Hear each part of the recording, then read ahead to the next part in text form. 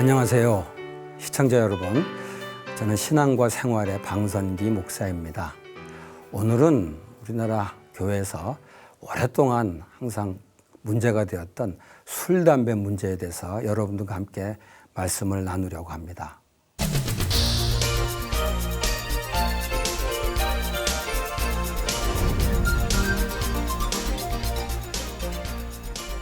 한국교회에서는 전통적으로 신자들에게 술과 담배를 금했습니다.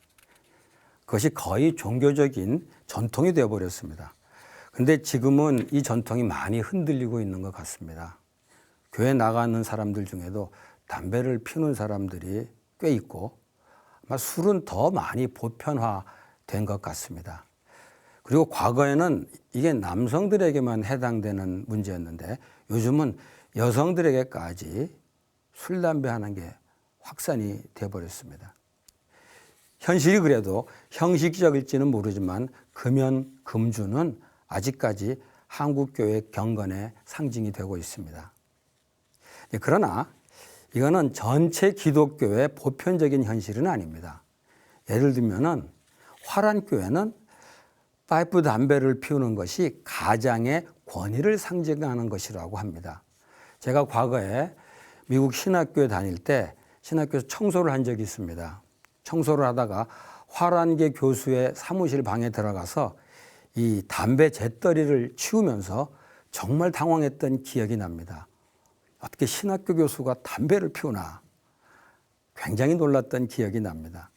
술 문제는 그보다 더 보편적이어서 대부분의 서양교회에서는 술 마시는 것을 굳이 금하지는 않는 것 같아요. 적어도 그걸 죄악시하지는 않습니다. 리전트 신학교에 폴 스티븐스하고 같이 교제를 하면서 술 문제를 얘기했는데 제가 술을 금하는 것에 대해서 조금 의아하게 생각하더라고요. 그분은 정말 보수신앙을 가진 분인데 적어도 포도주에 대해서는 그분은 아주 개방적이었습니다. 그렇다면 한국교회도 굳이 술, 담배를 금할 필요가 있느냐. 어차피 많은 사람들이 드러내지 않고 다들 하는데 공연히 위선적인 신앙을 만들어내는 건 아니겠냐. 뭐라고 말하는 사람들이 있을 수 있습니다. 또 로마 캐톨릭은 술, 담배 문제를 별로 거론하지 않는데 개신교가 이것을 문제시하기 때문에 오히려 선교에도 좀 장애가 되지 않겠느냐. 이렇게 말하는 분도 있습니다. 뭐 다 일리가 있어 보입니다. 그러나 사실 이 문제는 종교적인 전통으로만 보지 말고 믿음의 눈으로 보면 조금 다른 대답을 찾을 수 있습니다. 과거에 담배 논쟁이 있을 때 성경에 담배 피우지 말라는 말이 없는데 왜 금연을 강조하느냐라고 따지는 사람들이 있었습니다. 이에 대해서 제가 어릴 때 기억이 납니다. 고린도전서 3장 16절 17절을 인용하면서 우리 몸은 하나님의 성전이니까 그 성전을 더럽히면 하나님이 멸하신다고 했다. 우리 몸을 담배 연기로 더럽혀서는 안 된다. 뭐 이렇게 답변했던 것이 기억납니다. 심지어는 이런 표현도 했죠. 우리 몸을 담배 연기의 굴뚝으로 만들어서는 안 된다. 뭐 그 당시에 그럴듯한 대답이라고 생각했지만 사실 이런 식으로 성경을 인용하는 것은 그렇게 설득력은 떨어지는 것 같아요. 사실 우리의 몸을 더럽히는 건 담배 연기만이 아니기 때문에 우리의 몸을 더럽히는 것들은 많이 있습니다. 그래서 이 문제는 성경 전체에 흐르는 하나님의 뜻을 통해서 바라보아야 됩니다. 일단 담배는 하나님이 창조한 것을 사람들이 변형시켜 만든 일종의 기호품입니다. 저는 피워보지 않아서 잘 모르지만 스트레스를 받을 때 담배가 꽤 많이 도움이 된다고들 합니다. 그렇기 때문에 스트레스를 풀기 위해서 담배 피우는 것 자체를 죄라고 할 수는 없습니다. 그래서 과거에는 사람들이 담배 피우는 것을 뭐 그렇게 나쁘게 생각지는 않았습니다. 그런데 최근 들어서 담배의 해악성을 알게 되면서 담배는 단순한 기호품이 아니라 건강을 해치는 아주 나쁜 기호품이 되었습니다. 기억하기로 미국의 대통령이 담배가 마약 같다고 선언한 적이 있었던 것을 기억합니다. 그래서 기독교 단체뿐 아니라 세속의 단체에서도 그렇게 말합니다. 이렇듯 담배는 마약과 같이 중독성이 있을 뿐 아니라 각종 질병의 주요한 원인이 되는 것으로 알려져 있습니다. 그리고 또 다른 기호품하고는 좀 다르게 다른 사람에게도 간접적인 피해를 줄 수 있는 그런 기호품이에요. 그렇기 때문에 공적인 장소에서 담배 피우는 것은 법으로도 금하고 있습니다. 그래서 담배 피우는 것이 죄악은 아닐지 모르겠지만은 이제는 법을 어기는 불법 행위가 될 수 있다는 겁니다. 그렇기 때문에 종교적인 전통 때문이 아니라 이 사회에서 살고 있는 건전한 시민의 한 사람으로서 담배 피우는 것은 그다지 바람직하지 않다는 결론은 쉽게 내릴 수 있습니다. 구체적으로 말하면 개인의 건강을 위해서 담배를 삼가는 것이 좋다. 또 다른 기호품들과는 달리 다른 사람들에게 간접적인 피해를 줄 수 있기 때문에 더욱 삼가는 것이 좋다는 것입니다. 굳이 성경적인 근거를 찾는다면 이웃을 내 몸과 같이 사랑하라고 하신 말씀을 생각해 보면 좋을 것 같습니다. 이웃을 자신처럼 사랑하기 원하는 사람은 담배 같은 거 피우지 않는 게 자연스럽겠죠. 그래서 크리스찬이라면 교회에서 금하기 때문이 아니라 자신과 이웃의 건강을 위해서 담배를 피우지 않도록 해야 될 것입니다. 또 사도 바울이 이런 말씀을 했습니다. 모든 것이 가하나 모든 것이 유익한 것이 아니요 모든 것이 가하나 모든 것이 덕을 세우는 것이 아니다. 고린도전서 9장 23절 말씀입니다. 아마도 우리 크리스찬들이 담배 피우는 것이 이런 것에 해당되는 것이 아닐까 생각합니다. 담배를 기호품으로 즐길 수 있지만 그것이 유익하지 않다면 또 그것이 덕이 되지 않는다면 그것만으로도 담배를 끊어야 될 이유가 되지 않을까 생각합니다. 최근에 담배를 줄이도록 하기 위해서 정치권에서 세금을 올리는 문제를 제기해서 논란이 되었습니다. 담배세를 올리면 담배 피우는 사람은 줄어들긴 하겠지만 세금 때문에 서민들의 살림살이가 나빠진다는 얘기죠. 그래서 담배세 문제가 정치적인 이슈가 되어버리기도 했습니다. 그런데 크리스찬은 이런 정치적인 이슈를 떠나서도 좀 이렇게 문제가 되는 담배를 피우는데 돈을 쓴다는 것 자체가 사실 재물의 청지기로서는 그렇게 적절치 않다는 생각도 하게 됩니다. 그래서 담배 피우는 것이 종교적으로 금기사항이기 때문이 아니라 믿음의 눈으로 볼 때 적절하지 않다고 생각해서 담배를 끊는 것이 바람직하다는 것이 제 결론입니다.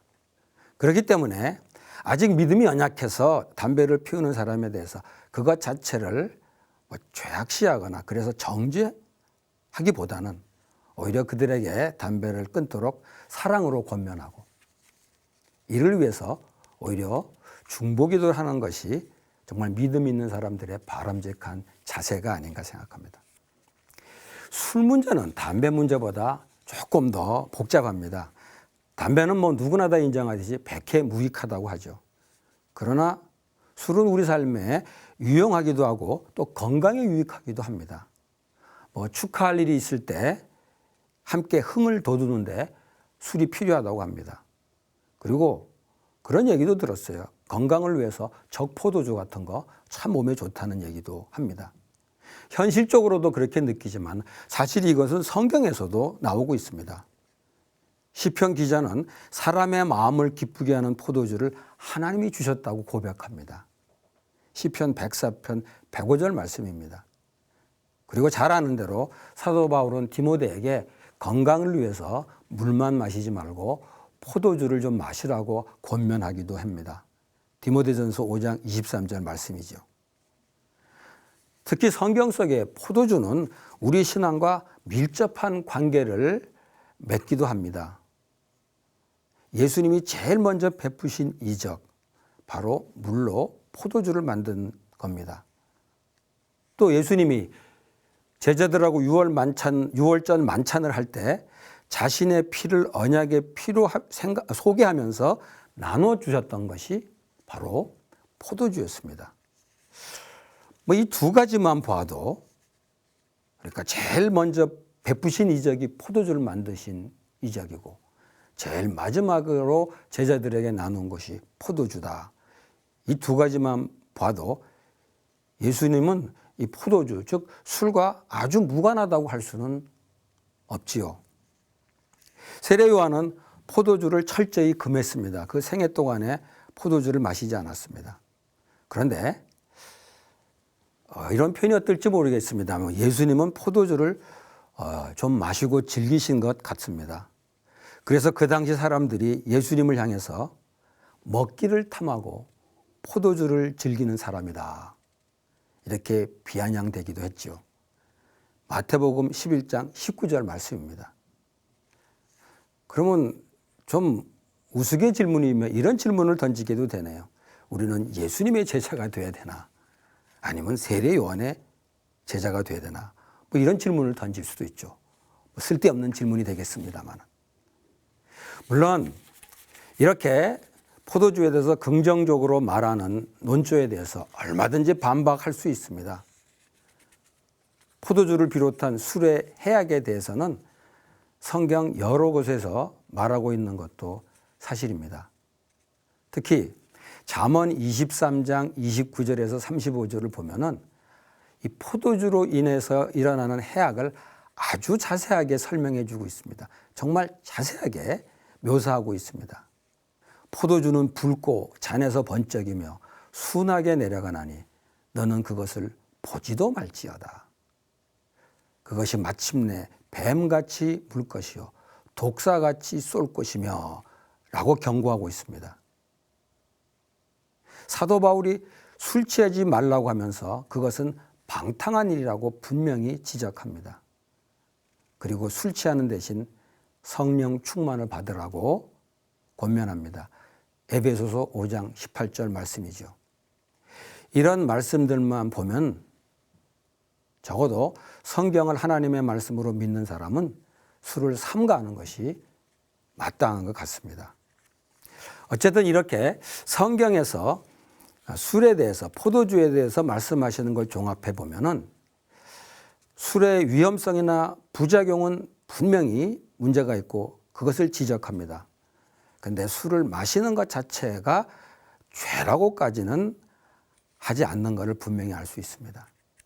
그래서 다른 문화에서는 교회에서 그렇게 금주 전통이 우리처럼 강한 것 같지는 않습니다. 자, 이제 문제는 그럼 왜 한국 교회에서는 술 문제가 그렇게 심각한 문제가 되느냐 하는 것이죠. 정말 우리나라 성도들은 이렇게 술 문제를 어떻게 생각하느냐가 그 사람 신앙에 대해서 굉장히 중요한 것을 가늠할 만큼 술 문제는 참 우리 크리스찬 삶에 중요합니다. 근데 그것을 이해하려면은 한국 교회를 선교하던 초기의 상황을 좀 알아야 될 필요가 있습니다. 한국 초기 교회에 관한 기록을 보면은 성탄절이 되면 술을 빚어서 교인들과 함께 나눠 마신 적이 있다고 합니다. 근데 선교사들이 우리나라 사람들에게서 묘한 현상을 발견했다고 합니다. 우리나라 사람들이 음주하기 전에는 아주 선량한 사람들인데 일단 술을 마시게 되면 완전히 딴 사람으로 변하게 되는 현상을 목격한 것이죠. 그리고 음주 때문에 폐가 망신하는 경우를 수없이 목격하게 된 겁니다. 그래서 선교사들이 이 나라에서는 금주를 하는 것이 필요하겠다. 이 금주의 필요성을 절감하고 교회 내에서 꼭 지켜야 될 규례로 만든 것입니다. 그렇기 때문에 금주 전통은 다분히 우리 문화의 특수성과 관련이 있습니다. 만일 한국 음주 문화가 건전해져서 정말 음료수 중에 하나처럼 여기게 된다면 굳이 이런 금주 전통을 고수하지 않아도 좋을지 모르겠습니다. 그러나 우리들의 현실은 그렇지 않죠. 한국의 음주 문화는 사실 교회에서만이 아니고 일반 사회에서도 그 문제의 심각성을 말하고 있습니다. 자, 그러면 우리나라 한국의 음주 문화가 어떤 특징이 있나요? 우선 우리 음주 문화의 가장 큰 문제가 되는 것은 절제가 부족하다는 점입니다. 술을 마시게 되면은 모두가 취할 때까지 끝까지 마신다고 합니다. 그리고 이 술 문제는 자연스럽게 음란에 빠지게 유혹하기도 하고 또 난폭하게 만들기도 합니다. 물론 술의 이러한 속성은 보편적이기 때문에 꼭 우리 사회에서만 그런다고 볼 수는 없죠. 어느 사회나 술로 인해서 일어나는 문제는 비슷합니다. 그래서 성경에서도 술 취하는 것에 대해서는 죄악으로 인정하고 분명히 경고합니다. 그러나 우리나라 음주 문화에서 술에 취하는 정도가 좀 지나치지 않냐. 이거는 보통 사람들, 아마 술을 마시는 사람들도 대부분 다 인정하리라고 생각합니다. 그러니까 술 취해서 한 행동에 대해서는 다들 관대합니다. 그 바람에 사회의 법 질서가 문란해지기도 하는 것이죠. 이게 우리나라 음주 문화가 갖게 되는 첫 번째 문제인 것 같아요. 그다음에 또 우리 음주 문화의 문제점은 음주 문화가 집단적이라는 겁니다. 개인에 대한 배려가 없이 집단적으로 음주를 강요하는 그런 문화라는 겁니다. 물론 요즘은 예전보다 많이 나아졌다고 합니다. 젊은이들 사이에 개인주의가 좀 이렇게 발달하면서 그렇게 집단적으로 강요하는 문화는 많이 나아졌다고 합니다. 그러나 아직도 변하지는 않고 있습니다. 저는 이런 음주 문화를 외국인들에게 설명해 주지만은 사실 이해 못하는 것 같아요.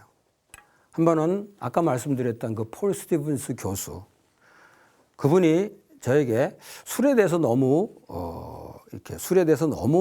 나보고 부정적이라는 얘기를 해서 제가 한번 그분에게 설명한 적이 있습니다. 야, 우리나라 음주 문화는 당신들 음주 문화하고 많이 다르다. 우리나라 사람들은 일단 자신이 술을 마시는 게 아니라 다른 사람에게 술잔을 건네준다. 그리고 술잔을 비우도록 하고 그다음에 그 술잔을 빨리 돌리도록 하고 그리고 또 시간이 가다가 폭탄주 같은 것도 만들기도 하고 이런 등등을 제가 얘기해 주면서 그렇기 때문에 내가 술을 마시지 말도록 한다. 이렇게 설명을 해 줬습니다. 그분에게. 딴에는 잘 설명하느라고 영어로 잘 설명해 주는데 영어로 설명하기가 참 어려웠었어요. 나름대로 설명을 했는데 그분은 제 말을 쭉 듣더니 도무지 이해를 못 하시더라고요. 그러면서 좌우지간 너는 술에 대해서 너무 부정적이라고 그래요. 그래서 제가 화가 나서 그랬어요. 나도 포도주 한 잔 정도는 감사한 마음으로 기도하고 한 잔 마실 수 있다고 생각한다. 혼자서. 그런 얘기 했더니 그분이 절대로 술은 혼자서는 만져서는 안 되는 거라고 얘기하더라고요. 왜 그러냐 그랬더니 혼자서 술 마시면은 알코올 중독이 된다는 그런 얘기를 하더라고요. 제가 그날 그 얘기를 들으면서 이게 술을 마시고 안 마시는 문제가 아니라 중요한 것은 그 나라의 음주 문화가 어떠냐 이게 중요하다는 생각을 했습니다. 그날 제가 그걸 느꼈어요. 야, 그 나라 폴 스티븐스 교수가 있는 그 카나다에서는 같이 어울려서 한두 잔 하는 것은 문제가 안 될지 모르지만 혼자 마시는 것은 이게 크리스찬으로서 문제가 되겠구나. 근데 오늘 한국 문화에서는 글쎄요, 혼자 한두 잔 하는 것은 혹 몰라도 같이 어울려서 마시는 것은 그렇게 바람직하지 않겠구나. 이런 결론을 내렸습니다. 이 결론이 이렇게 꼭 옳은 결론이라고 할 수는 없지만은 저는 우리나라 음주 문화를 가만히 생각해 보면서 베드로전서 4장 3절 4절 말씀이 생각났습니다. 너희가 음란과 정욕과 술 취함과 방탕과 향락과 무법한 우상 숭배를 하여 이방인의 뜻을 따라 행한 것이 지나간 때로 족하도다. 이러므로 너희가 그들과 함께 그런 극한 방탕에 다름질 아니하는 것을 그들이 보고 이상히 여겨 비방하니. 이런 말씀이죠. 그러니까 우리가 같이 어울려 마실 때 마시지 않는 모습을 보고 얼마든지 비방할 수 있다는 거죠. 근데 그게 우리나라의 음주 문화라는 겁니다. 마시고 싶어서 마시는 것이 아니라 주변 사람들의 압력에 의해서 마시게 되는 거예요. 근데 이런 음주 문화에 대해서는 비신자들 중에서도 의식이 있는 사람들이 문제를 제기합니다. 그래서 우리나라의 음주 문화가 이렇기 때문에 우리 그리스도인들이 이런 세속의 음주 문화에서 살면서 음주에 대해서는 조금 조심스럽지만은 분명한 자세를 취해야 된다고 생각합니다. 기본적으로는 술을 절제하는 것이 필요합니다. 그러나 그게 현실적으로 쉽지 않다면은 아예 술을 마시지 않는 것이 대안이 될 수 있다는 말이지요. 또 집단적인 음주 문화 속에서 그리스도인으로 구별되기 위해서는 역시 술을 사양하는 것이 믿음의 어떻게 보면 상징적인 표현이 될 수 있다는 겁니다. 주님은 믿는 이들에게 세상에서 데려가기를 위함이 아니요 다만 악에 빠지지 않게 보존하기를 위한다. 이렇게 기도했습니다. 요한복음 17장 15절 말씀입니다. 이 말씀은 우리 그리스도인들이 음주 문화하고는 완전히 격리되어서 살아서는 안 된다는 걸 가르쳐 줍니다. 얼마든지 음주 문화에 같이 어울릴 수 있습니다. 다만 음주 문화의 죄악에 빠지지 않고 보존되어야 된다는 겁니다. 그래서 적어도 함께 술을 마시는 자리에서 저는 술을 삼가는 것은 어떻게 보면은 신앙인이라는 것을 어떤 표해보는, 신앙이라는 것을 사람들에게 나타내는 어떤 표가 될 수 있다는 겁니다. 다니엘이 바벨론에서 자기의 신앙의 정체성을 지키기 위해서 왕의 진며 포도주를 거절한 적이 있습니다. 다니엘 1장 8절 말씀이죠.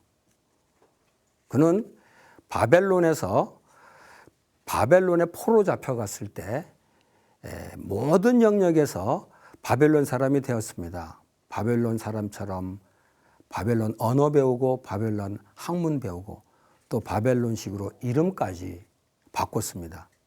그러다 보니까 이제는 완전히 바벨론 사람으로 취급받을 수밖에 없게 되었습니다. 근데 이때 다니엘과 세 친구가 그런 결단을 하죠. 왕의 진미와 포도주로 자기를 더럽히지 않기로. 저는 여기서 다니엘이 그 왕의 진미와 포도주를 마셨다고 그래서 큰 죄를 졌다고 생각지는 않습니다. 아마 하나님께 감사 기도하고 먹고 마셨다면은 그것 때문에 하나님이 책망은 하지 않았으리라고 생각합니다. 오히려 중요한 것은 다니엘이 바벨론에서 자기가 하나님의 백성이라는 것을 드러내기 위해서 왕의 진미와 포도주를 사양하지 않았나 생각합니다. 그렇기 때문에 술을 마시는 사람에게 술 마시는 것 자체를 죄악시하기보다는 어떻게 보면 술로 인해서 일어나는 부정적인 결과, 그 부정적인 결과에서 나타나는 죄악성을 인식하고 절제하도록 하는 것이 바람직하지 않을까 생각합니다. 담배든 술이든 이거는 신앙의 핵심적인 문제는 결코 아닙니다. 술을 하고 담배를 해도 정말 예수를 믿는 사람은 구원을 받습니다. 술, 담배 때문에 구원을 받고 못 받고 하는 건 결코 아닙니다. 그러나 이 담배와 술의 문제, 술과 담배의 문제는 신앙과 결코 무관하지는 않습니다. 그것들이 자신과 이웃에게 해를 끼칠 수 있다면 절제하는 것이 신앙인으로서 마땅한 바가 아닌가 생각합니다. 사도 바울이 그런 말을 한 적이 있습니다. 신앙인으로서 덕을 끼치기 위해서 필요하다면 영원히 고기를 먹지 않겠다고 했습니다. 고기까지 먹지 않겠다고 결단했던 사도 바울을 생각한다면 우리들이 현재 우리 사회에서 술, 담배를 끊는 것은 바로 바울과 같은 어떤 신앙의 표현이 될 수 있지 않을까 생각합니다. 우리 사회에서 특별히 우리 교회에서 술, 담배 문제는 항상 문제였습니다. 아마 지금도 문제가 되리라고 생각합니다.